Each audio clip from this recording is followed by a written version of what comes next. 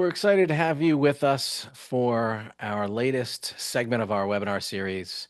Today we have Travis Apgar, who has been a longtime friend, leader in higher education, and I'll read his bio to give you a sense of the breadth of his experience now as the Vice President of Student Affairs at Case Western, where he leads initiatives supporting student success, well-being, and healthy campus cultures. Travis holds advanced degrees in psychology and education administration. He is nationally recognized as a leader in higher education in advancing evidence-informed approaches to student development. As an educator, writer, and consultant, he has spoken on hundreds of campuses, national conferences, engaging thousands of students, student athletes, faculty, administrators, and coaches. His work focuses on cultures and how traditions are formed, norms, reinforcement, and student well-being and protection. A leading voice in hazing prevention, Travis serves on the board of directors of the Hazing Prevention Network and has contributed to the National Collegiate Athletic Association's handbook, Building New Traditions.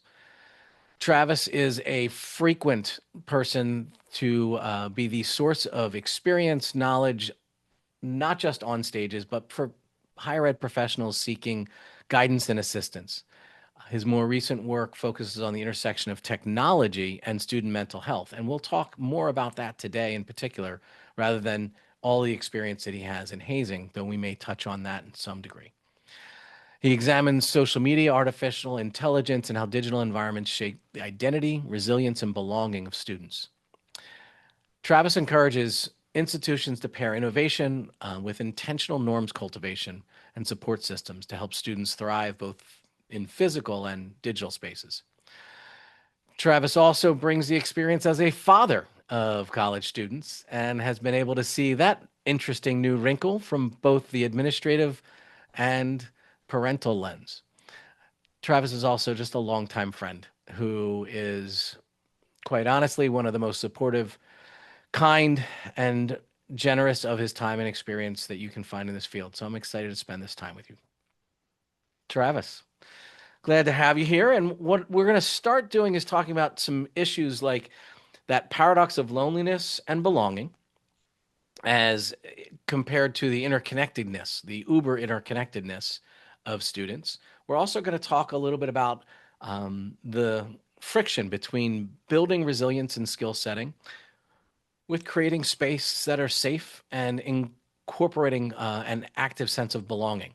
And within that, we'll talk a little bit about how sort of that frontline student-facing administrator can understand and address these issues, how their supervisors in that mid-level can help support them and look at this as a part of their job in a regular way. And then also, which I think is interesting, you're able to bring that many can't, how senior level administrators can look out at the landscape, can set strategy, and can understand how these issues interplay with outside forces, whether it's state or national trends, and have that ability to set everyone up for success in the best possible way. So with that big rolling setup, I wanted you, if you could, to just share a little bit about how you see that paradox between students coming carrying more anxiety and strong sense of loneliness, that paradox to the fact that they are so interconnected, so what online especially, but so interconnected with so many people, that paradox of how our students are arriving at our campus. Yeah, well, first, thank you for that incredible introduction, David. I should bring you everywhere, especially home. You know, if you could just introduce me that way to my family once, that could improve my life, drastically. But in all seriousness, I really appreciate you having me. I'm happy to be here and happy to contribute whatever I can to helping our colleagues in student affairs and higher education sort of prepare for the fall and hopefully this conversation will be informative to them. I think I look at it through this lens of this sort of perfectionism fragility paradox.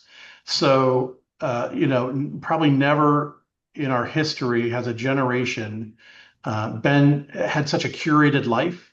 You know, everything that they have gone through has been sort of created and curated, like I said, by their parents or by their families, by their coaches, their teachers. All of these very intentional experiences. They're the most accomplished generation. They have resumes by the time they've graduated from high school that I frankly don't know how they did all of those things, but they did. Um, at the same time, they are the loneliest generation because much of their life has been lived through the lens literally of social media and digital reality. And so they haven't had these face-to-face kinds of experiences that many of us from previous generations had. And so they're not comfortable having face-to-face interactions, building those relationships. In fact, a lot of the research would tell us that they fear having those kinds of interactions, although they strive to want to have them. And so on one hand, they hold themselves to this really high standard that they've been held to by, many in their lives over the course of the 18 or 19 years before they get to college. High achievers, and this really goes across the board. I mean, we're not just talking about students that are attending the highest ranked universities in the country or world. I think many of this generation hold themselves to this really high standard and almost sort of not only their academic, maybe it's sports, maybe it's some other kind of experience that they're involved in, performing arts, et cetera, but also in their day-to-day lives. They look online and see people posting just the most perfect vacations, the most perfect outfits, the most perfect prom pictures, and they hold themselves to that standard. Yet they arrive on our campuses, and we know that they're pretty fragile, and mostly because they've sort of lived in this life where they've been bubble wrapped and protected, as opposed to encouraged to go out and skin their knee and figure out how to live with that for the rest of the day while they still have fun with their friends. And we're dealing with that on our campuses, right? Um, one of the things I'd say, David, is that we as an industry really owe it to them to provide them with more of those kinds of experiences that where there is that friction between their peers, that they can work some things out together. That instead of us swooping in, even though that might be the expectation, us swooping in to save them from the relatively mild conflict between them and their roommate over whether the blinds should be open or closed. That may be a real reference, by the way, and really give them some of that life experience that will do them well for later on.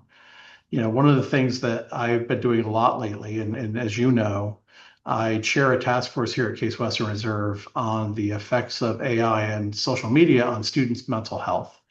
And the purpose of it is exactly as it sounds. We want to know what are the really positive, protective kinds of experiences that AI and social media can provide to students, and where are the downfalls? And where there are downfalls, how can we intervene and what can we do? And so, I know we'll get into more of that today, but it's very clear that that we need to do some things differently than we've been doing over the last 5 to 10 years.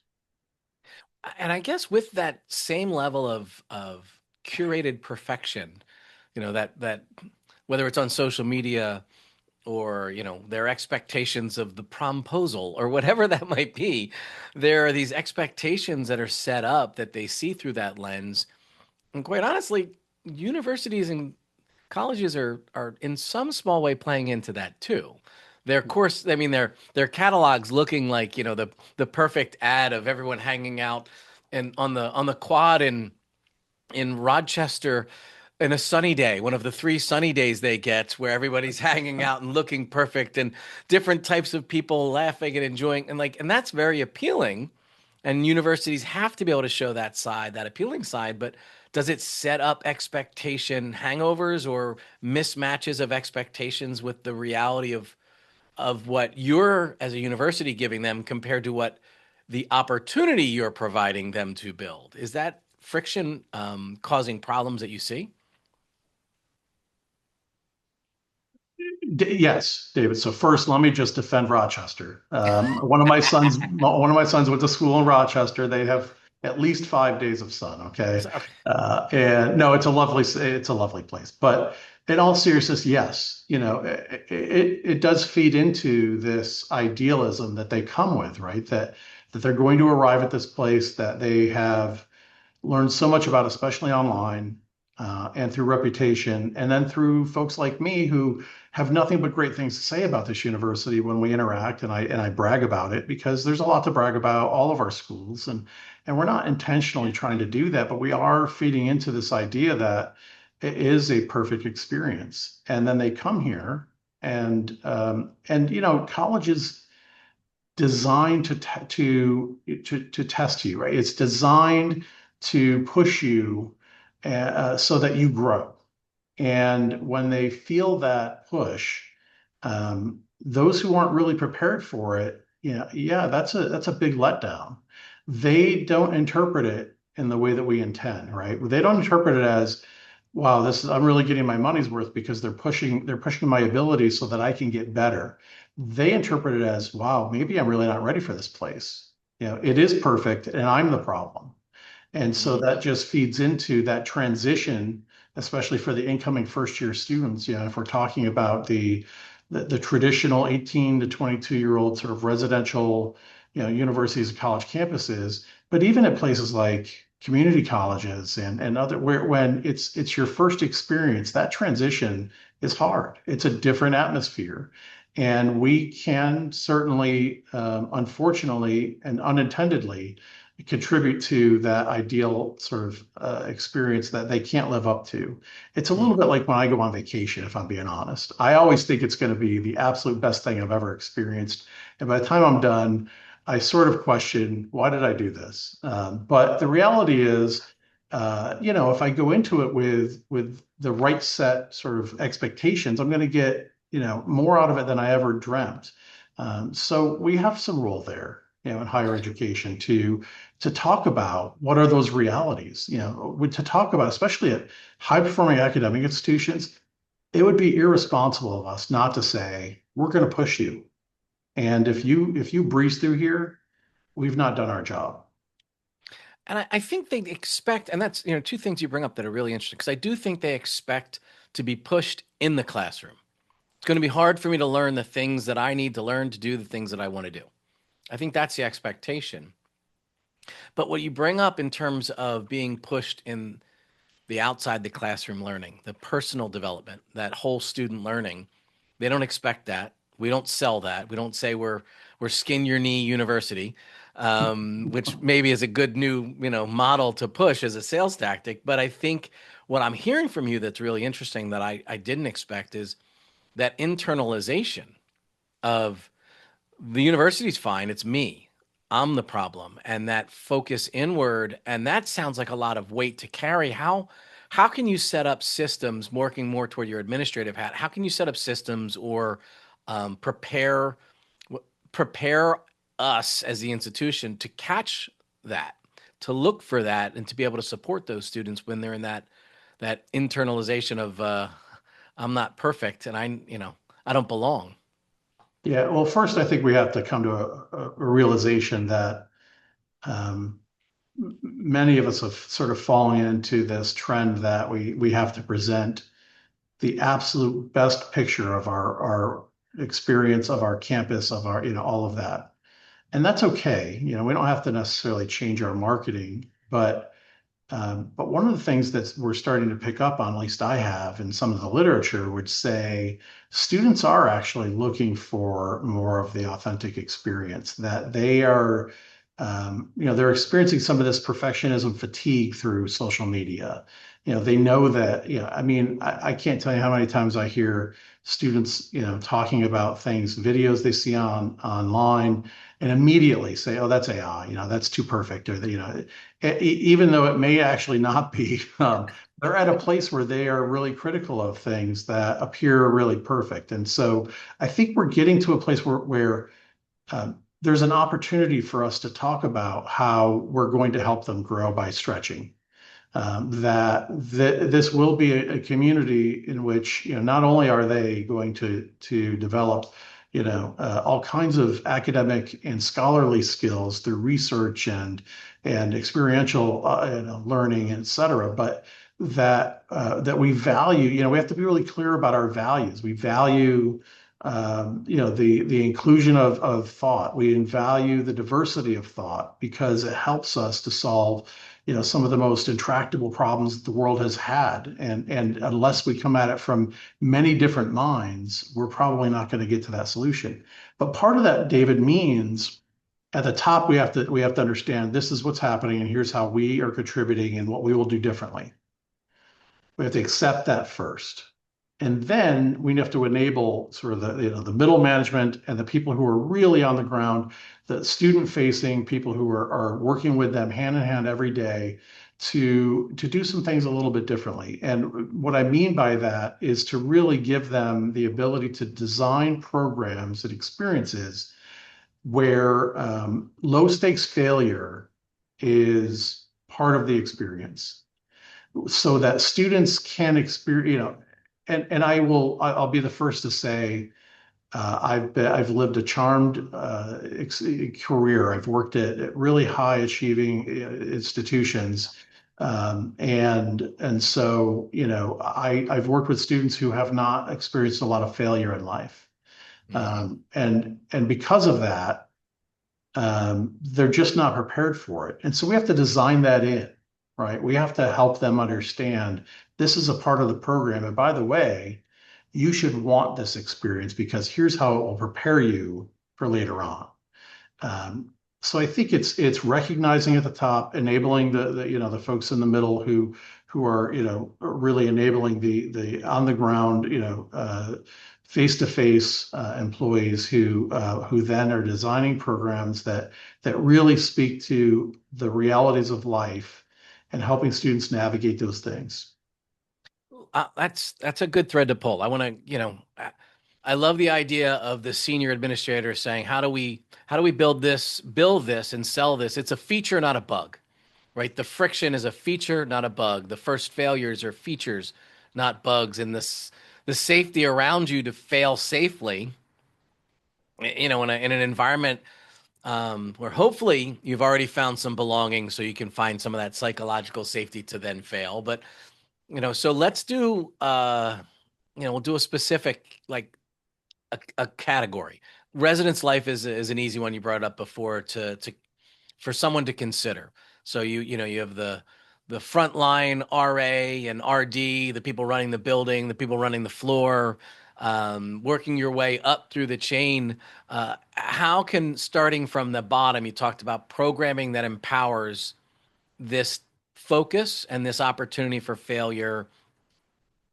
Can you give tactics? So now we have philosophy, we have the strategy of doing this. Are there tactics you could put to that front of line administrator, in facing the students, specific tangible things to think about, as well as the working up the chain, that whoever's watching can take away and translate to their departments?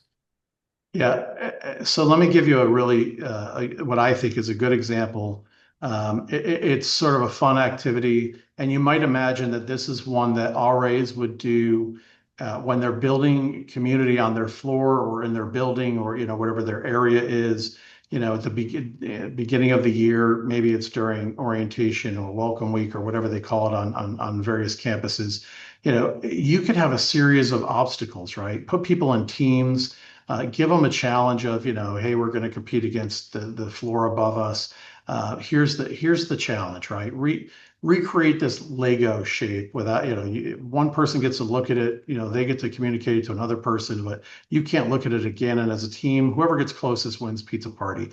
And I realize that sounds like an easy kind of, but what are you actually achieving? Well, here's what we're achieving.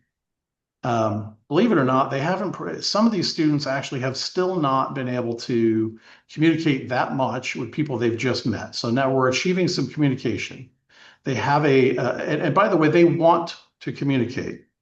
I tell people all the time, David, we've done programs here in the last couple of years that I've been at Case Western Reserve where I don't have any problem getting students to show up. I can get 400 students to show up at anything. Give me a week. Give me a week and I'll get them to show up. All I need is t-shirts and food. And our students don't care what those t-shirts even look like. They're showing up. Okay. So I'll give you an example. We planned a pep rally for the bicentennial here at Case Western Reserve that this is our bicentennial year. We're celebrating that. We planned a pep rally around basketball games in February. Not much going on in February. We have a lot of excitement in the fall with homecoming and all that stuff. Let's do something fun in the winter months in Cleveland where you might need some fun. And so they came. I mean, they were there an hour ahead of time to get these shirts. They came, they got their shirts, they ate the food. We had all kinds of activities lined up for them. We had dancing, we had little games, we had all kinds of things. They ate the food, they got the shirts, they looked at each other, had no idea how to interact with each other, and they left. Mm. And when I interacted with the students later, I said, "Where did you all go?" I just thought maybe they just really don't like basketball. The feedback that I received was actually, it really, like I didn't really know people. Well, did you come with people? I came with some people from my floor because our RA brought us, but I didn't know how to interact with them. And our students, I've gotten to know, as a vice president, um, I still spend a lot of time with students. I don't know that I could do my job well unless I do. And so I'm having regular weekly meetings, lunches, small groups, individual. And, a lot of them will open up to me. And these are the kinds of things they share, which is really aligned with what research is telling us, what data is telling us from the studies that are happening around this generation. And so that Lego exercise forces them to interact, but it does it in a way that because you've given them prompts of their job, they now will do it. It also gives them some opportunities to not be first, right? Only one team can get it the closest, I suppose. I suppose they could all get it right, but that'd be pretty remarkable. But you get my point. I think we have to be really intentional in designing these kinds of programs where we facilitate the conversation for them and not have the conversation for them, but we set the stage. Here are the ground rules. Here are the conversation cues. Go. And they'll do it because they have the cues. But what will come of that is they'll start to follow up, especially if you make part of the ground rules. Hey, come with curiosity.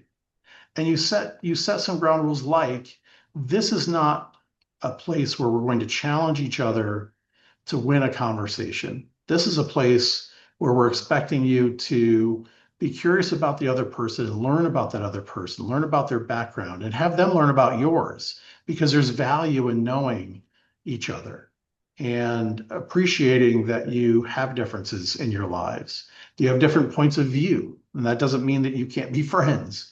And I think when we do that, what we are seeing is that's been very successful. But you have to be intentional in designing it for that kind of interaction. So it sounds like at the immediate level, it's, we're taking them bowling. It's the RA showing them how to and why we're doing it and setting teams up. And we're going to put railings on the side, those bumpers up to really guide you toward, some sort of an understanding that you're not going to fail that much and that it's fun to do and engage them, but give them some boundaries and prompts to guide them. It sounds like that next level up is giving the budgets, the programming, and the expectations for the front of line people to be doing these activities rather than this is what we've always done. Yeah. This one thing we always do, get everybody out on the field, and as long as we just throw pizzas down, they'll show up, and then the whole first year we'll get to know each other. And so it sounds like that front of line has a very important role, but that next level up also has to balance the expectations of how they're running their shop. Absolutely. They have to set the expectations exactly. What is the structure? What are we trying to achieve? What are the desired outcomes? How are we planning to get there? What are some proven methods to that we've used before or others have used that we'll borrow and put into play to make that happen? And then the other thing, and yes, budget, how many programs, when are the programs, all of those things. But the other part that we don't always think about, David, is our staff, many of whom are the frontline student affairs employees, the student facing folks, they're not much older than this generation of students. And Mm. so we also play a role similarly of teaching them how to interact, how to create positive interactions. And so we have to make sure that, everybody in that line knows what we're doing and how to do it. Yeah. We shouldn't take it for granted that the person I hired, because they have a degree in higher education or student affairs or some other relatable background, that they know exactly what to do. I've more and more experienced that that's not the case. I often give people the benefit of the doubt and make the assumption that, if I say I want this kind of program to happen, they know what to do because maybe I knew what to do. But thinking back, I only knew what to do because I had really great managers who taught me what to do and Hmm. and how to make it work. And so we owe it to them to make sure they have the professional development, that they have the skills, and they know how to implement those skills and experiences so that the students will have the experience we're looking for and that they're looking for. The So other thing true. I'd say about that bowling example is I think you'd have to get really creative. If I'm being honest, bowling might not be what I'd do, but if I did, I'd take some people bowling who I know how to bowl, and I would invite some folks that don't know how to bowl. And the people who know how to bowl, all of a sudden they're in charge of teaching the people who don't. Give them a job. Give Mm. students who are in the program a responsibility. Because by the way, they're looking for that. They want more. They want more experience and more responsibility. They want to be a part of what it is. And if you can draw them in, to them, it feels great to be the person who can help their peers learn something, right? Mm. And you put the bumpers up for a couple of frames, and then you take the bumpers down because you know uh, that's a part of it. Yeah, we're gonna give you a few free shots, and then by the way, you're gonna have a lot of gutter balls after that. Yep. And that gives David the opportunity to teach Travis how to get it down the middle of the lane. And the more that we do that in our programs, I think we'll see there's then becomes this comfort level of students interacting with each other, acting in different roles, right? Sometimes you're the leader, sometimes you're the follower. By the way, that's life, and those are the kinds of leadership experiences we want them to learn from. Know when to take up space, know when to give space. Mm. I love that insight on leveling up the skills of those frontline professionals who we just can't expect that they're all there. They just, it's a blind spot for us. And so when we have those opportunities, that staff retreat can't only be around strategy. It can't be only around big picture issues. Leveling up the skills, I mean, maybe it's the organizational skills of how we plan events here and what are the resources for you to use and the expectations of what success looks like and all those things, but also the behaviors that we want to model. How do we get that right? And it's training. And it's you modeling it as that mid-level, but yes, the training. And yeah, then mid-level also, you got to be able to shake the trees, get that vice president stroking checks for things that are priorities, and moving budgets around to be able to support what the really is going to make an impact. And probably important in that is the data behind, like you said, what's working, whether it's here or somewhere else.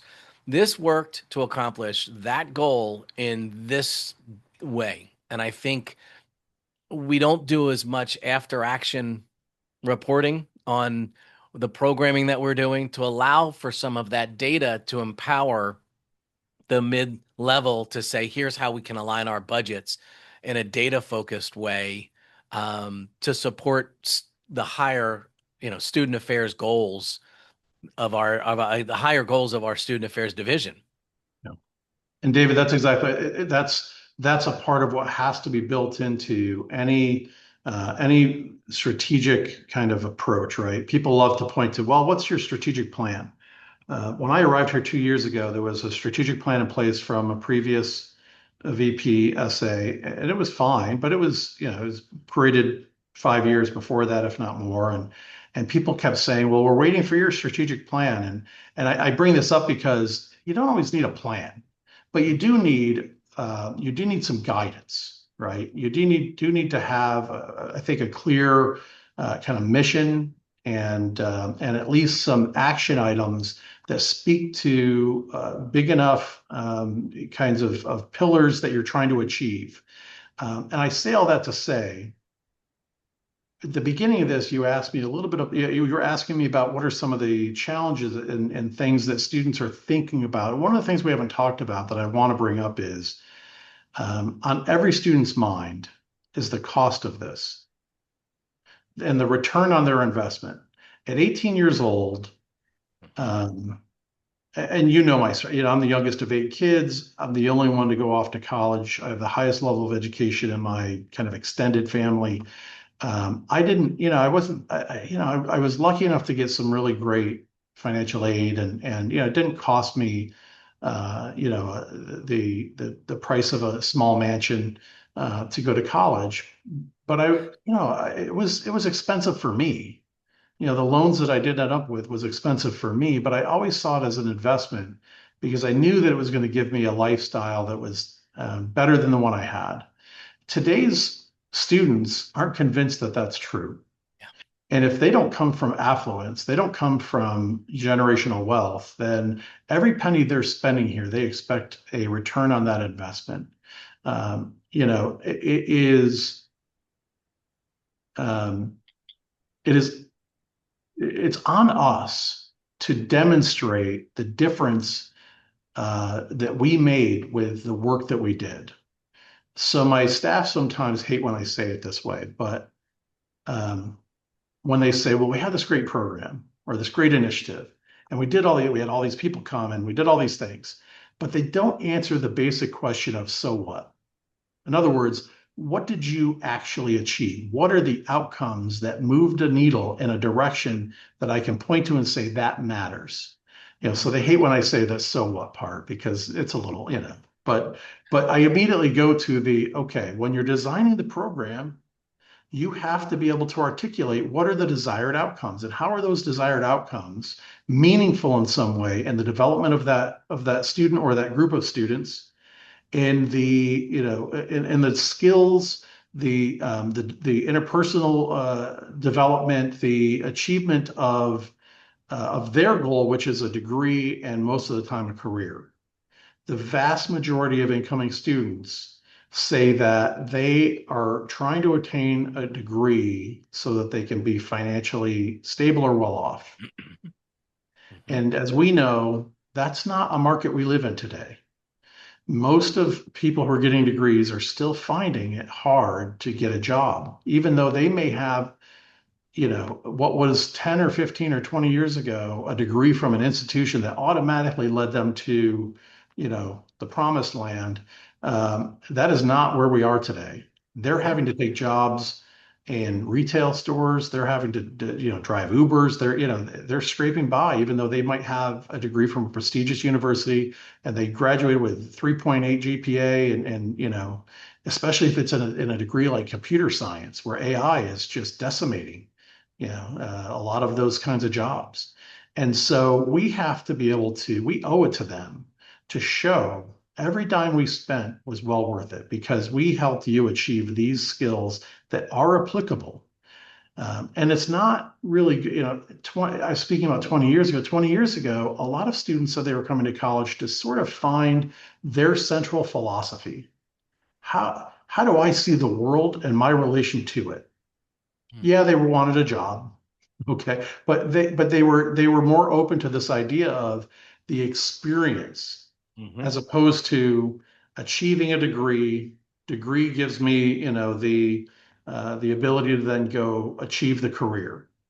It's much more linear in today's students' minds. And so we have to demonstrate to them, and by the way, to the middle management and to the senior management, how did the money we spent go toward what our students are expecting to get out of this experience? Yeah. And it's, you framed it around the financial piece, and we'll talk about, you brought up AI and we're going to get into that as well, but the financial piece is only one. I see students more and more, the ROI is measured in time. My Hmm. time is the most finite of all of their resources. In so many cases that if I put an hour into your program, I have every right to look with skeptical eyes as to was that hour worth my time? And if it wasn't, how hard is it to get them to come back to that next one or the one after that?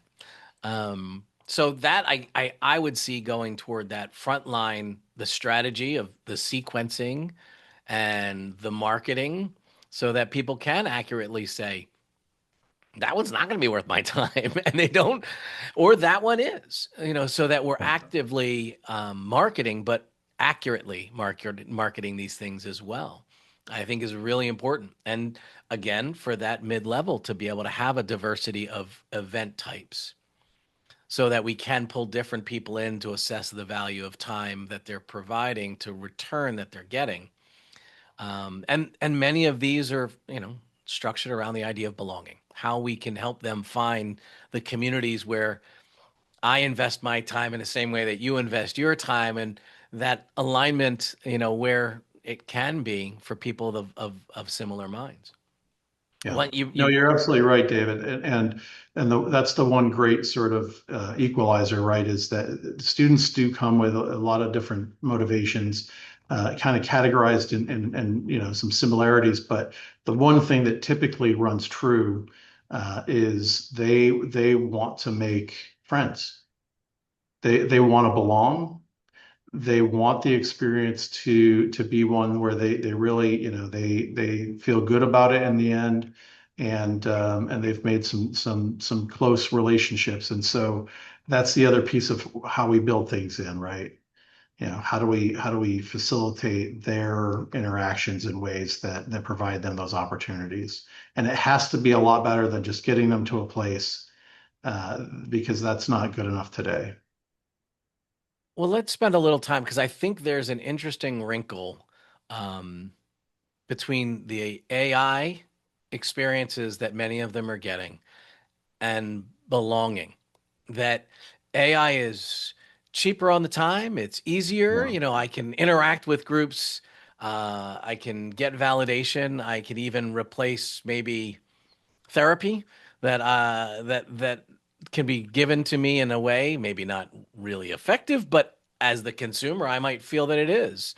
And that might be part of the problem. But all that I'm getting from AI as well as the interactions online, it's easier, it's cheaper, and sometimes that veneer isn't as it's not deep, but the cost is low compared to belonging, which does have higher cost. It's risk, and that AI feature plays into this. And I think you've done a lot and read a lot that you could share how universities can understand that wrinkle between AI in particular and some of these issues around belonging, and maybe how they can think about it in a way to address and support students.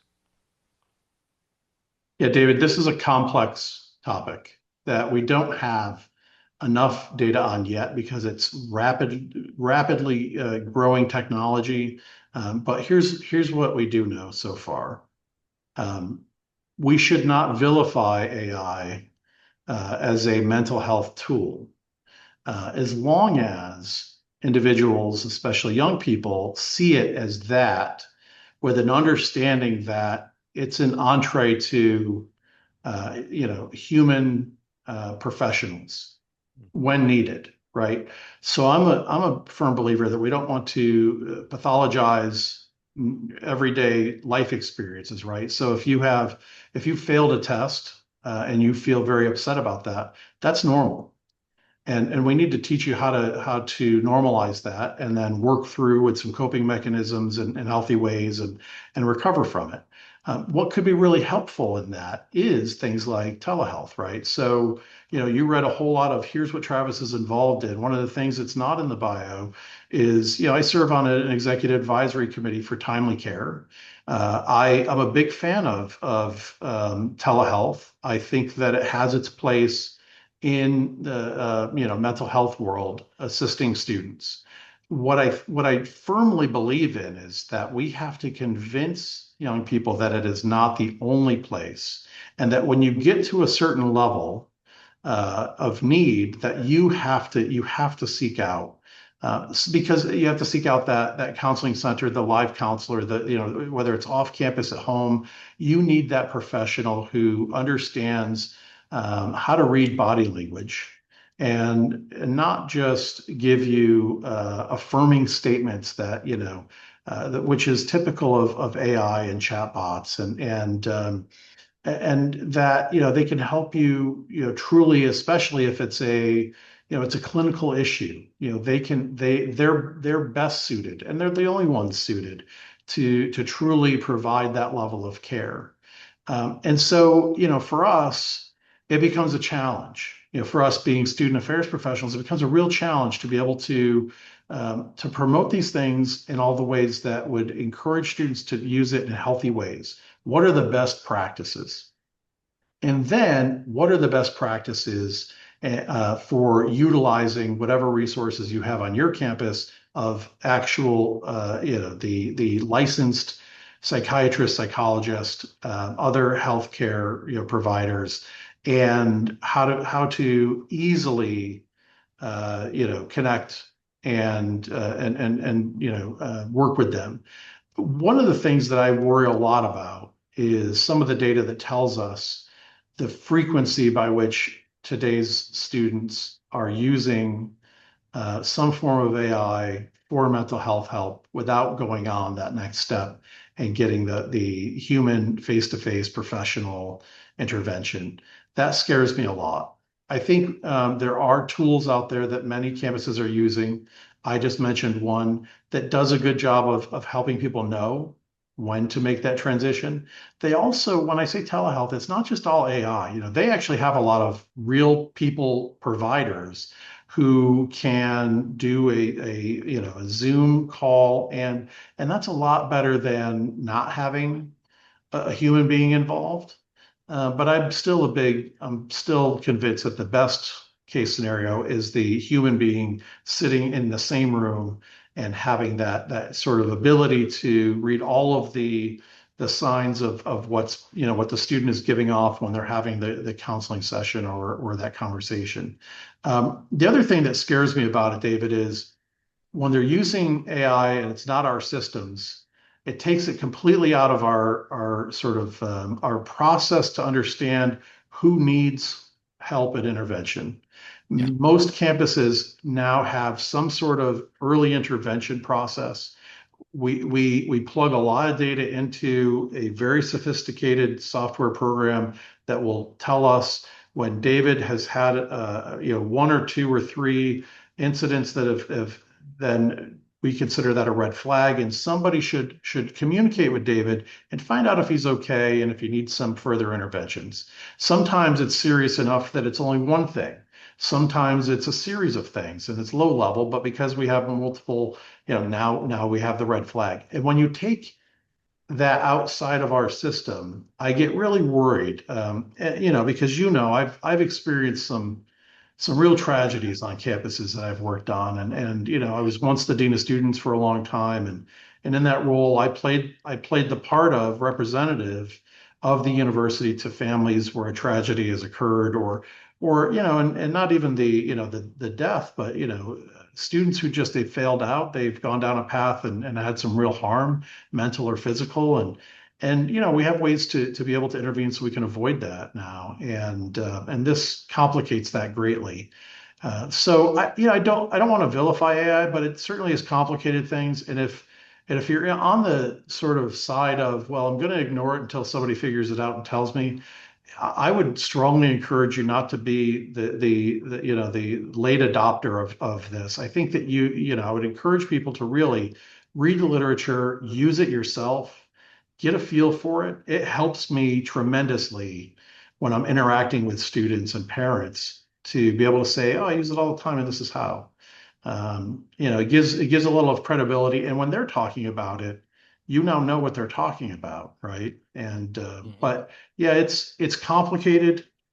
It is not going away, and but I think it's something that every student affairs professional should really do a deep dive on. And I think in general that view is healthy. People, staff members are being replaced with systems that are driven by AI. And there's value in some of that, the low risk touch between that customer experience and the university. There's efficiencies certainly, but there's also a removal of that person from the process that can see, a student's coming in here and asking a question about A, but there's problems, and being able to lean in because you have the experience working with students even at the front line for just months to be able to say, hey, is everything okay? That a chat bot answering questions about how to reserve a room might not. And there's value with that AI in many cases, but there's also risk. And I think that senior level professional being able to look at, okay, we might increase risk of being able to get upstream of some of these problems. What are other strategies we can employ to overcome some of these risks? And what are some, strategic ways to know that we're opening up some challenge here, but we're going to try to close some of that coverage with this or with that? And I think not having that front of mind is dangerous. And we were having a conversation with another speaker, I was, and talking about this AI being in the soon to be future, where AI will be a layer that is the base, and that human interaction will be that premium level that of experience, and that the human isn't going to be replaced. It is that premium level. So if you envision, the Waymo, it will be the expected baseline way of getting transportation, but the Uber driver will be that premium level. And I think if we think through the lens of student affairs, understanding if that's where things are moving, how do we insert that level of the higher ed professional is needed? They're essential in so many ways. Removing them where we have to for efficiencies means there's opportunity to put that layer of their experience back in. How do you coach senior student affairs professionals to think that way and design systems and strategies? Yeah. So at a time where enrollment is critical for every one of our schools, every 10 students represents a significant amount of money. If we're just looking at it through that financial business lens. And so I think the premium, your description of the base level is LLMs, and then sort of the premium level is human beings. I actually look at it a little bit differently. Um, I said earlier, I think we ought not to pathologize normal life experiences. And so let me expand on that a little bit because I think it's related to this, David. The We see people who just sort of fall apart because they've had their first breakup of a significant other relationship or argument with a friend, or they failed a test, or they got an offender bender, or things that for many people, especially our age and maybe older, these they were upsetting things, but they weren't crushing. It feels crushing in many times to this generation, all right, and they think that they need to go to counseling. In fact, I have heard university leaders say, if you're having any issue at all, just go to counseling. And so I once worked at a university that put tremendous amounts of resources in place, hired, I think that they actually took up all the counselors from the local, area to hire, to fill the number of counseling positions that they hired for. And I'm not, that's not even a joke. I think that might be true.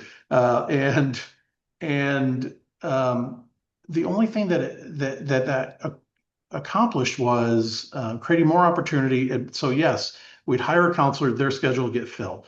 We hired another counselor, their schedule would be filled. We'd hire because we started to become this very fearful sort of approach of everything needs to go to counseling.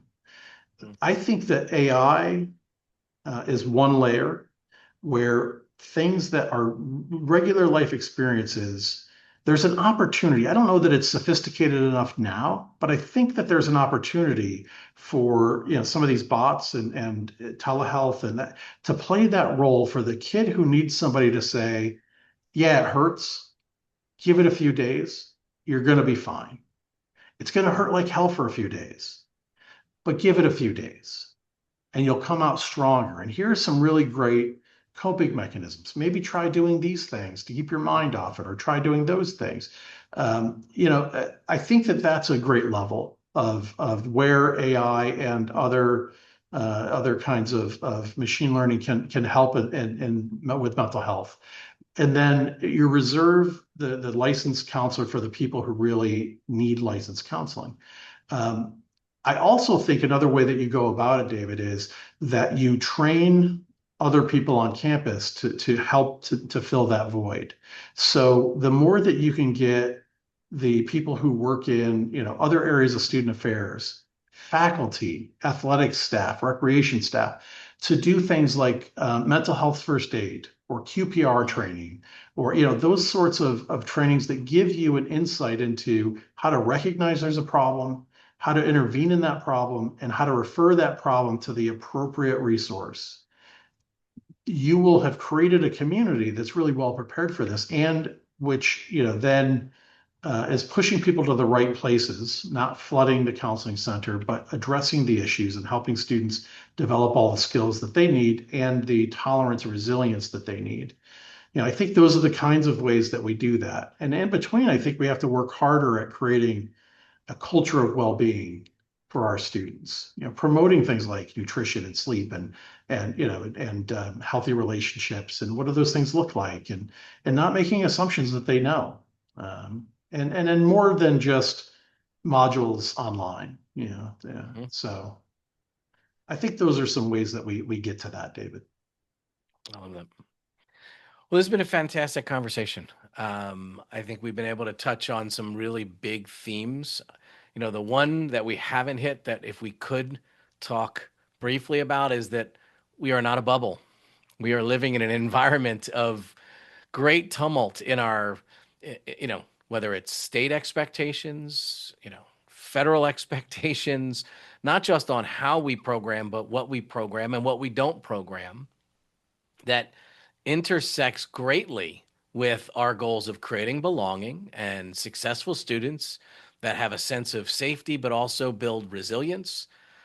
That we there are a lot of swirling winds in Yeah. this, and one that I want to make sure that we're highlighting that is the opportunity of putting winds at our back to fill our sails, as opposed to feeling everything is a headwind that's preventing us from being successful. And I know you in particular are so good at filling that sail with what others might think is a headwind toward the benefit of your students. If you could just share a little bit about how you look at that and maybe give an example of how that mindset of believing that can lead to programming that then is strategizing and achieving some of those goals. Yeah, absolutely. And well, I appreciate your kind words about the way that I try to respond to things that are maybe not the way that I would want things to happen, but provide opportunities nonetheless. We live in a world where there are all sorts of external forces that are dictating the ways that we do our work, and that can be very frustrating. And I think look, if you're frustrated by some of the things that have come forward over the years from as mandates or legislation, or you probably have perfect right to be frustrated. Take a moment and do that, and then get over it. and look for the opportunities, right? And so one of the things, and I shared a little bit of this with you offline here, but I'd love to share, with this group that one of the things that we did in this period where, there's a lot of scrutiny over how we talk about backgrounds and difference and inclusion. And I happen to be in Ohio, where we actually have a state law called the Campus Act. And the Campus Act demands that we are actively doing programming around anti-Semitism, Islamophobia, and anti-Christian sentiment. It's not just limited to that, but it has to include that, right? So the goal of it is actually very, I think positive in the sense that they don't believe there should be religious discrimination within the community, and that we actively have to fight that. That's a good thing. And so one of the things that we've done is we put in place. We started this last fall. They are I call them interfaith dinners, and I gave them a catchy name. Our mascot is the Spartans. They're Spartan Spirit dinners. You see what I did there with the spirit? I got to tell you, when I started to talk about them, everybody thought I was trying to get people to gather around and watch sporting events while we ate together. But no, it's an interfaith dinner, and the concept is fairly simple. We partner with a student group that typically is rooted in faith. For instance, Hillel or Chabad or the Catholic Newman Foundation, or we've partnered with a bunch over the past year. We've had 6 of these dinners, and the idea is that we wanted students from different backgrounds, whether you believe in anything or not, but if you're curious and you want to learn more, to come have dinner. Learn about this student organization and some of the things that the students in that group do, so some of the things they do as an organization, maybe something fun about some traditions that they have in their faith and how they celebrate it. We also let them pick out the menu, and we work with some local restaurants and or the on-campus food provider to do some really great. Most of the time it's ethnic food or culturally based food, and it's open to any student. I told my staff, if we get 20 to 25 people to come to these things, I'll consider that a win, because I just wasn't sure how students would react to it. We're not a very religious based, we're not a religious based university at all. But we certainly have people from different faiths. Our first meal was, I think, 42 students came. And so we immediately had to find a bigger room for the next one because we were squeezed into this small room. But what happened, David, was fantastic. We designed it very, very intentionally, and I intended to give it some gravitas. Vice President Apgar is coming. Students tend to know who I am. I spend a lot of time in student spaces, and I send a lot of emails, and so they know my name. And so, I attend. I actually kick it off and say, "Hey, here's the purpose of this." And I talk a little bit about my own experience in college, having gone to a state university where, certainly had no religious affiliations, but some of the things that I learned the most about were in these settings with other students where we're just talking about, here's where I grew up and what my experience was like. And there are people from all over, all over the country, some from all over the world. And it was amazing to me, from, this kid from upstate New York, rural area, very homogenous population, just to learn. I loved it. And my friends from the city loved hearing about, what it was like to grow up, on a farm. And it was that sort of vein, right? And so we designed it so that, there's some ground rules that we set up front. We're not here to argue and win. We're not here to convert anybody. Okay. We're not here to debate any aspect of the religion. We're here with curiosity. We're here to learn about each other, to develop develop some semblance of appreciation for one another's beliefs, and to create a community of faith supporters. So, in other words, I don't have to believe in your faith or you believe in mine, but I believe that you should be able to celebrate your faith, and so I support you. And create a community of that nature. We designed it with a set of prompts, put them in small groups around tables. They all came in their own cliques, as normal. The Christian kids are Always. sitting with the Christian kids and the Jewish kids and the Muslim kids. And so we mixed them up, which I don't tend to like to do because students don't like that, but we did it. We then give them some prompts after they've listened to their peers talk about their programs, and they've had some really great food. And it was amazing because we gave them prompts and we gave them some guidelines of what you can and can't do.